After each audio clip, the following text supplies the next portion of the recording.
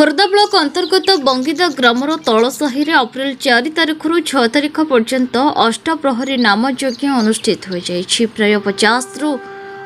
वर्षरु अधिक समय हेबा एही अनुष्ठान ग्रामवासी मानकर सहयोग रे आगे चलिछि। चलित वर्ष राज्यर 8 गोटी पुरुष और महिला संकीर्तन मंडली और ग्रामर समस्त संकीर्तन मंडली सहयोग रे नाम संकीर्तन रे सहयोग करथिले।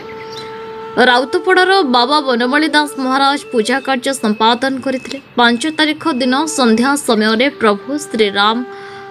श्रीकृष्णंकर नाम संकीर्तन सहित सारा पल्ली प्रभु श्रीरामकृष्णंकर नाम रसरे गुंजी उठिथिला और समस्त भक्तगण हरिहाट कार्यक्रम टिको अनुष्ठित करथिले।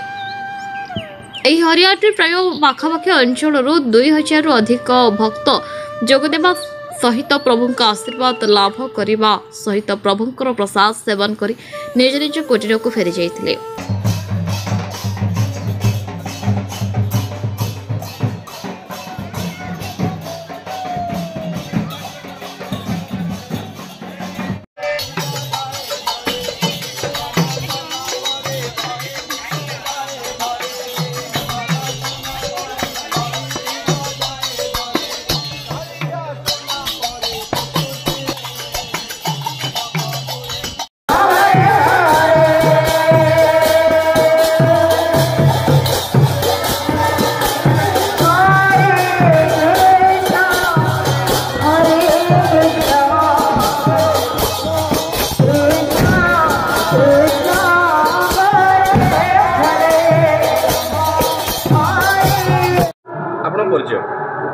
श्री जोगेश्वर साहू बंगीदा तलसाही। अच्छा कौन कहबे जो आज प्रभु रामकृष्ण बंगीदा ग्रामर पुराणा जो कहती गादी एटा हूँ बंगीदा तलसाही अष्टपरी नामयज्ञ बहुत दिन एटा चली आसला। एटा दीर्घ कह गले 50 वर्ष तलर गादी किंतु बहुत पुरातन किंतु मझिरे यार ये होता तापर आमर साईर युवपीढ़ी मैंने या आगे नहीं दीर्घ 25 वर्ष है बर्तमान ये गादी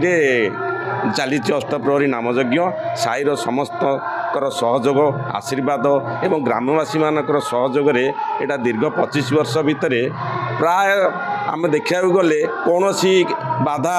विघ्न किसी ना समस्ते भगवत प्रेमी एवं समस्तर मनर गोटे उत्साह उद्दीपना भगवत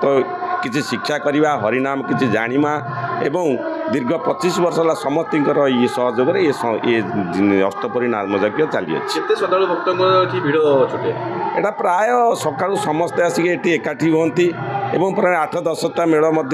आसिक कीर्तन संकीर्तन आमर नाम संकीर्तन करती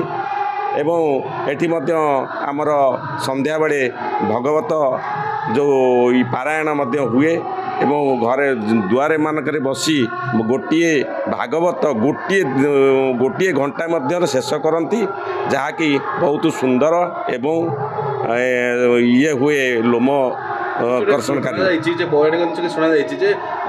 हरिहाट भी किसी गोटे हुए हरिहाट है मेन है इन जो कही भागवत गोटे पुराण माने गोटे घंटा भितर समस्त पार्ट पार्ट करके दि जाए और शेष करा जाए जहाँकि बहुत बढ़िया हुए एथारे एवं बहुत मानकर समागम आमर